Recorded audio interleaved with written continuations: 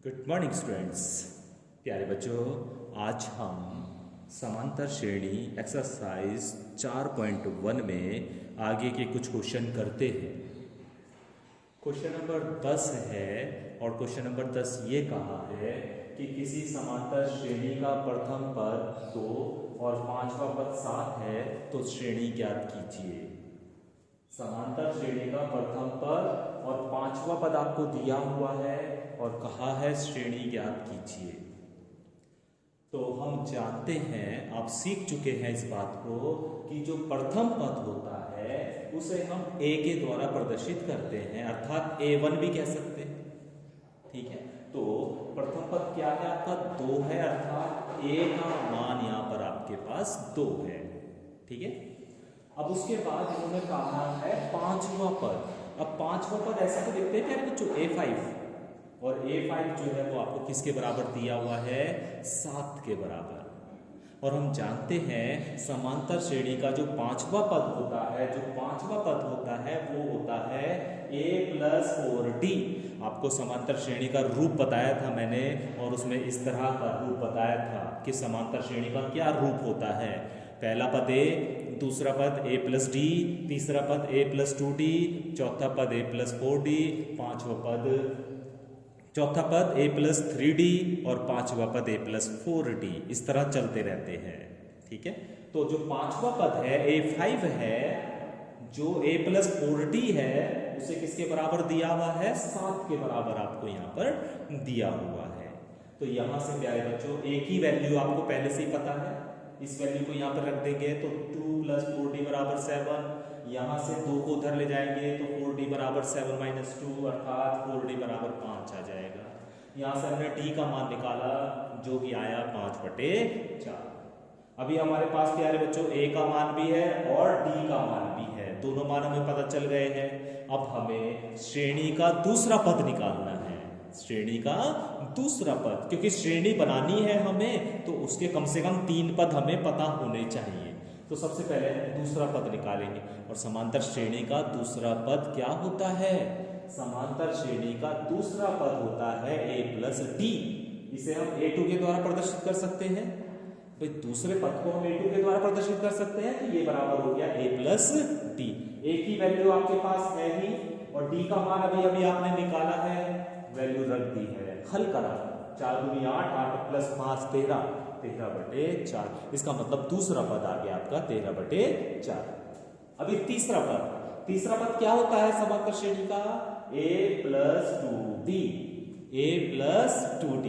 तो तीसरे पद हमने a+2d लिख दिया। a की वैल्यू 2 रख दी, 2 × d की वैल्यू 5/4 रख दी, तो 2 से 4 कैंसिल हो गया 2 बार, तो ये 5/2 बचा है यहाँ पर। 2 दूनी 4 + 5 9/4, 9/2 हो गया। तो 3 पद आपको कम से कम किसी भी श्रेणी को बताने के लिए 3 पदों का होना जरूरी है। तो लिख देंगे श्रेणी जो बनी वो क्या बनी, पहला पद, दूसरा पद, तीसरा पद। पहला पद क्या है 2, दूसरा पद क्या है 13/4, तीसरा पद क्या है 9/2 और डैश डैश डैश। तो इस तरह प्यारे बच्चों हम श्रेणी को बनाते हैं। इसी तरह देखो प्यारे बच्चों क्वेश्चन नंबर 11 है, बिल्कुल सेम जैसे आपने क्वेश्चन नंबर 10 किया है वैसी ही क्वेश्चन नंबर 11 है। क्या कहा है कि श्रेणी हमें ज्ञात करनी है, जबकि पहला पद हमें 3 दिया है और 19वां पद 129 है। पहला पद 3 है और 19वां पद 129 है, तो हमें श्रेणी ज्ञात करनी है। तो हम जानते हैं पहले पद को a के द्वारा प्रदर्शित करते हैं और 19वें पद को ऐसे लिख सकते हैं a19 = 129। और a19 को हम कैसे लिख सकते हैं समांतर श्रेणी के रूप के अनुसार, a+18d, a+18d, a+18d = 129। a की वैल्यू 3 रख दी, +18d = 129। 3 को उठा के उधर ले जाएंगे तो 18d = 129 - 3 = 126। तो d बराबर हो जाएगा 126/18। तो 18 से 126 को हम कैंसिल करेंगे तो 7 बार ये डिवाइड हो जाएगा। तो d की वैल्यू प्यारे बच्चों आ गई आपकी 7। अभी दूसरा पद ज्ञात करेंगे और दूसरा पद क्या होता है a प्लस डी। तो a की वैल्यू 3 है और d की वैल्यू अभी अभी आपने निकाली है 7 है, तो ये हो गया a प्लस डी बराबर 10। इसी तरह तीसरा पद ज्ञात करेंगे और तीसरा पद क्या होता है a प्लस 2d। a की जगह a का मान, d की जगह d का मान, हल करो, हल करने के बाद आ गया आपके पास 17। तो इस तरह प्यारे बच्चों श्रेणी बन गई 3 का मतलब पहला पद, 10 का मतलब दूसरा पद, 17 का मतलब तीसरा पद, एंड सो ऑन। तो अभी इस तरह के क्वेश्चन आपको समझ में आ गए होंगे। इस तरह के जो भी क्वेश्चन आपकी बुक में हैं उस तरह के क्वेश्चन अभी आप खुद करेंगे, ठीक है। क्वेश्चन नंबर 13 देखिए प्यारे बच्चों, थोड़ा सा अलग है।